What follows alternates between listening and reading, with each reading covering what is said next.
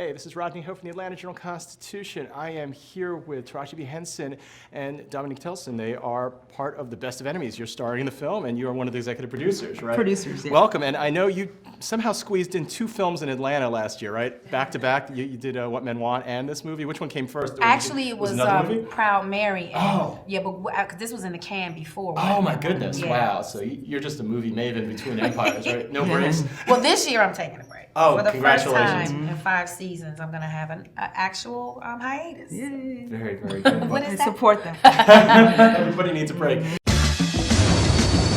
Where are we gonna go to school now? I'm gonna find you somewhere real nice to go. The council will vote to either adopt or reject school integration. Folks in this town like things the way they are. We gonna beat school segregation once and for all. Yeah. Well, this film was set in 1971 during school integration in Raleigh, North Carolina, and somehow things worked out where there was something called a charrette, and I'd never heard of a charrette was before. Can you explain what it is, and have you ever heard of it? I think the world needs a big charrette with an incredible moderator. No, but I learned so much for her. What I did learn is that change is worth fighting for, and that you must become the change you want to see.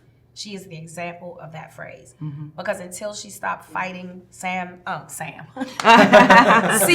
fight, you know, with the hate and arguing back and forth, when she stepped back and tapped into her Christianity and loved him with the love of God, unconditional and all-inclusive, then that's when she was able to get him to change. Was it hard to paint, these are Klansmen, to paint, it's usually in films, they're usually painted as evil, horrible human beings, but you ultimately had to paint Sam Rockwell's character, CP, as a human being, right?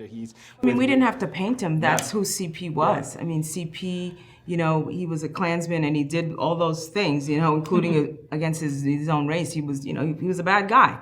But he had this child, and I think, to Ann Atwater's credit, she was able to kind of find a way to him, but through the son. She was able to show him love, and I don't think he got that. He wasn't able to get that from the Klan because he kept that a secret. That's why he didn't want to talk about it.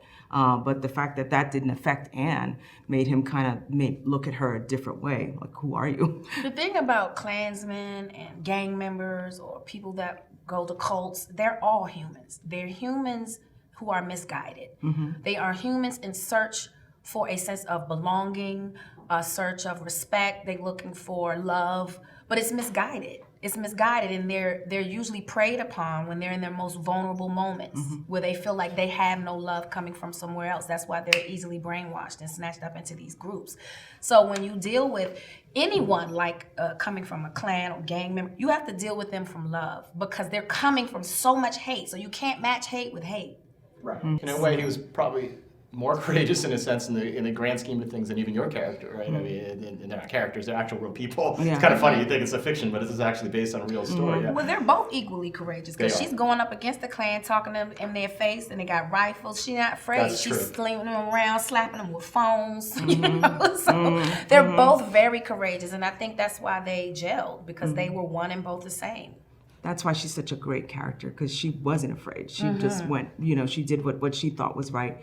Roughhouse Annie, and she got stuff done. But she found a way, whatever way it was, to get through to CP and get him to do that. It's great. What do you think we can learn from today? People always think about the present when they're watching the past. What is it the best thing that we can get out of this ultimately? That love ultimately wins. That hate will never win. Hate's objective is to destroy, and if hate wins, that's the end of mankind as we know it. So love is the only thing that's going to keep us alive. And when you love, that means it's all inclusive, and it means loving your enemy.